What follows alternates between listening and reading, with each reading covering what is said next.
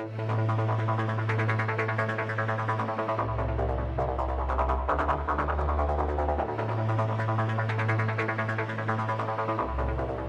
it's pitch black outside, but it's a warm summer night. Date today, Saturday the, what is it, 10th? No, it's not 10th, 7th, 8th July, something like that. England have won 2-0 against Sweden anyway, so I'm sure you'll know the date. And yeah, time for another update at a crazy time. Yeah, you can see there, I've just had to change the brakes on my Nissan. Oh, hello Gus. You going to chase that fox? Oh, there you go, dog for you. Yeah, I had to change the brakes on my Nissan, so there's a note to self. DS3000s lasted 7,000 miles and most of that was motorway driving. Very good, but destroy discs, hence their new discs on it now. You're looking good there, Gus. Anyway, to karting. So, as we enter the light, what can we see or what can we not see? Bumper there. There is no kart.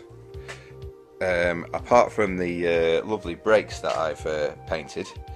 I'm opening this also, so just in case you want to know what I used. So, apparently, according to the bump somewhere, so it says do not exceed 50 degrees C. Ah, there you go. Heat resistant to 230 degrees C. If that is the case, then it should be good because brake fluid boils around then.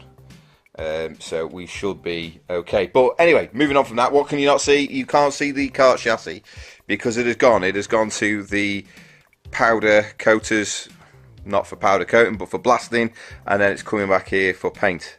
So that's that. It's done. There is a tiny, there's a tiny little bit more fabrication to go. So as we can see, there's the rear bumper. I know that didn't really help, did it?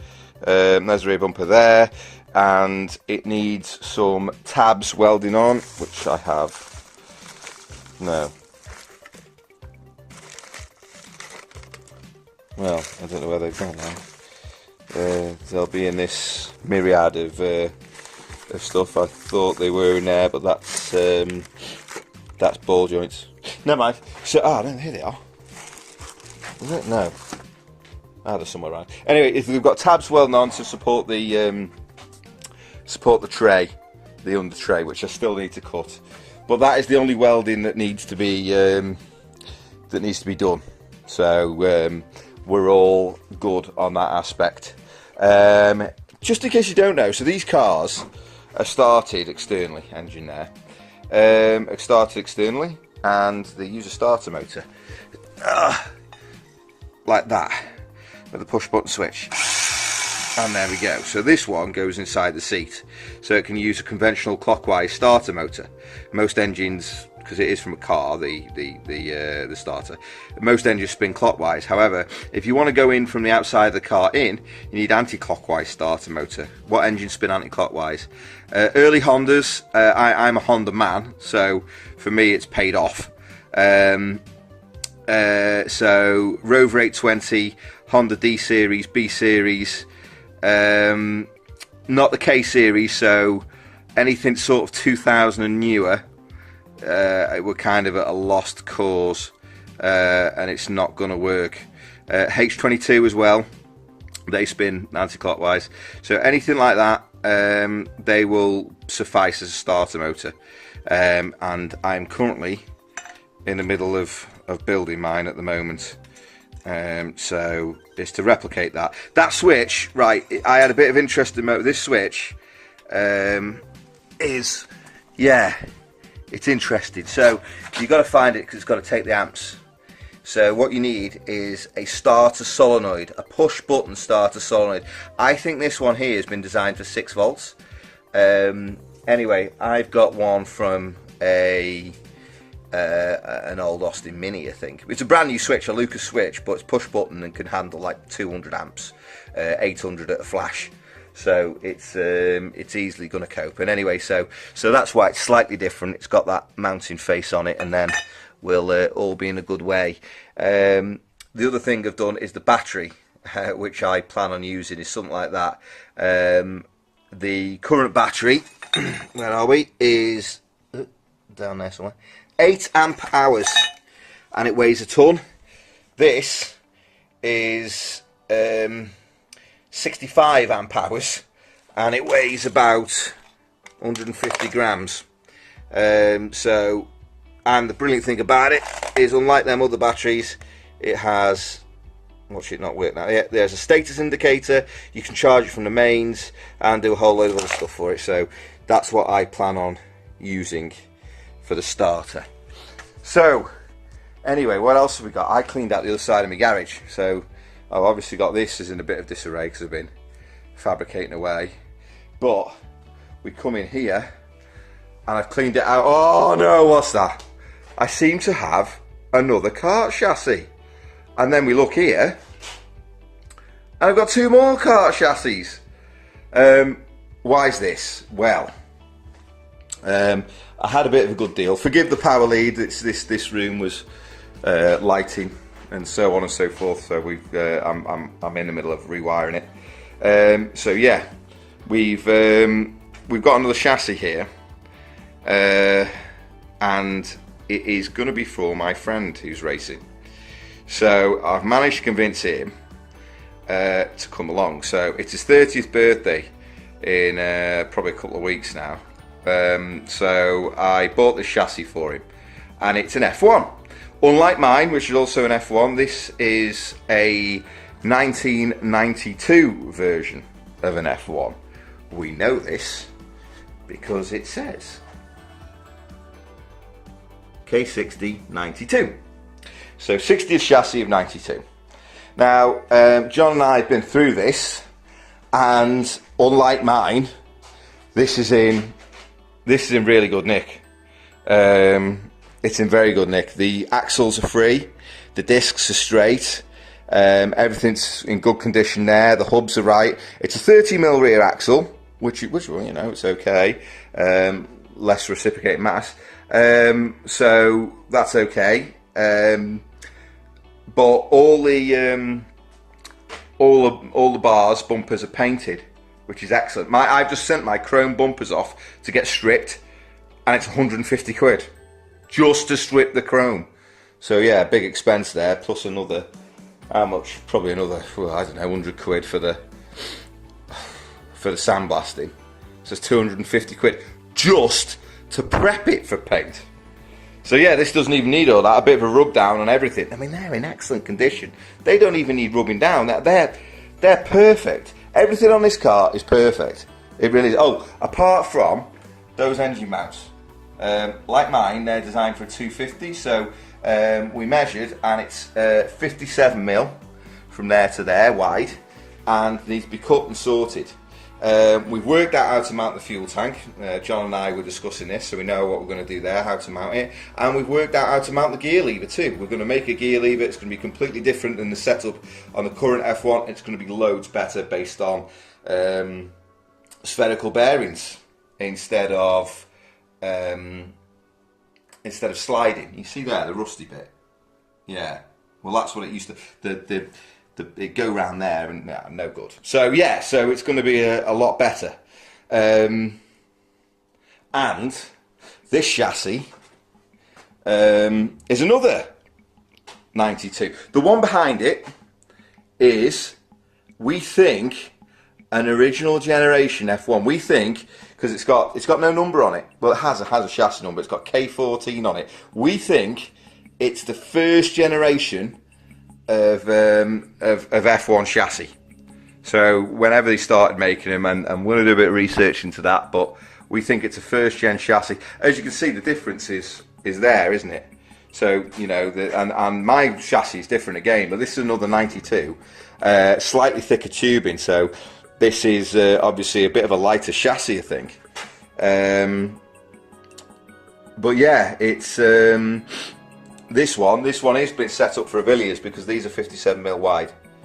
So it's been set up. This thing is penis and it's going. So yeah, so these are other chassis for other projects, and hoping that this chassis will be used by by a dear friend to get going again. He knows who he is. So yes, a bit of expenditure on that while we get my one sorted. But everything's going very well now. Unfortunately, we're not going to be able to get to Shennington, which is in a week's time. There's just no way. I mean,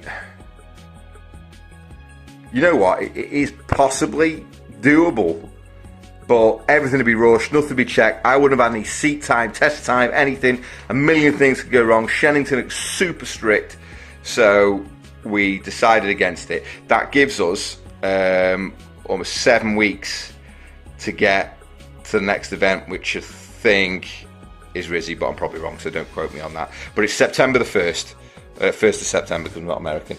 1st of September when it's due. So we've got time for testing for everything, because there's a lot of new parts that are going to happen.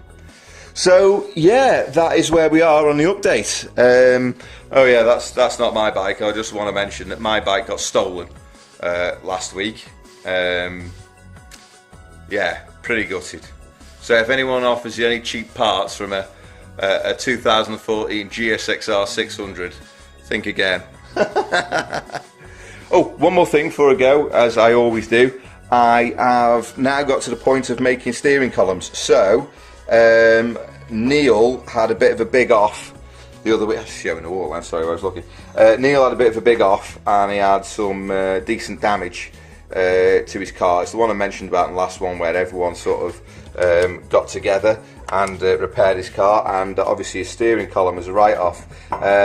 This has been manufactured a la Ron, so the it's been made out of stainless, so it's not going to rust internally like the chromoly ones. It's also lighter, and because of thinner gauge, but it keeps the same strength.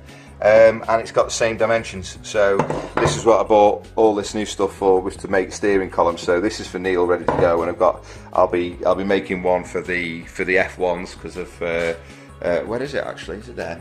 Yeah, I've got my pattern one there to make that. So that's next on the agenda, to make that, and that can be done while I'm waiting.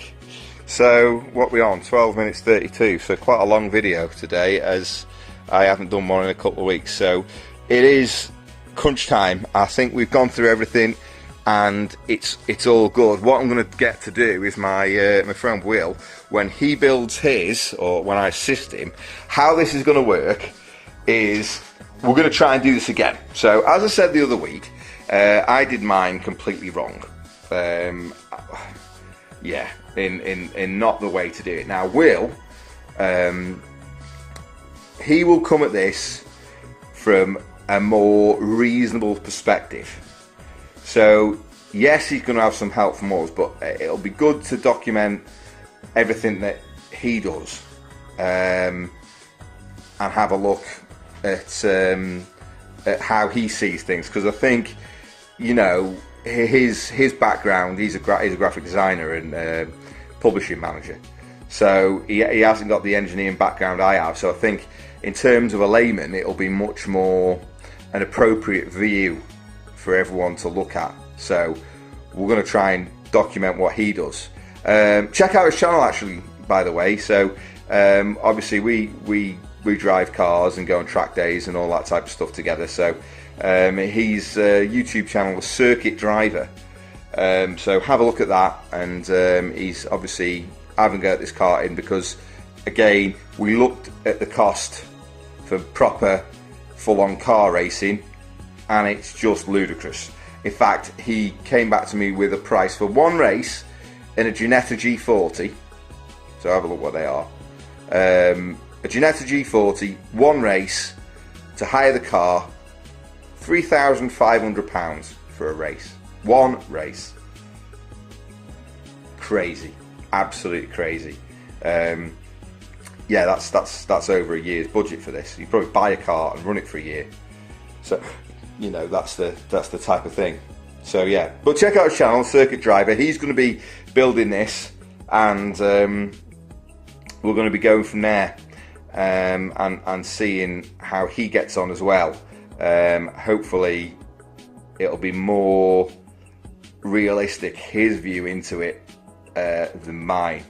But of course the Mark II is always better, isn't it? So, you know, it was my off the cuff thing, and now I know what I'm doing, and it should be a bit better. But it's all good. I mean, you should watch it. I mean, it's good. It's always been a learning experience, so it has been very good. So yeah, I think it's time to end now. I've got no more surprise to go, and so next time I have a video, the kart chassis should be back, and it will be on for Ultra Progress, because it'll get painted and then we will assemble, you know, like Avengers. So it'll be really good. But until then, I will speak to you later. See you now. Bye bye.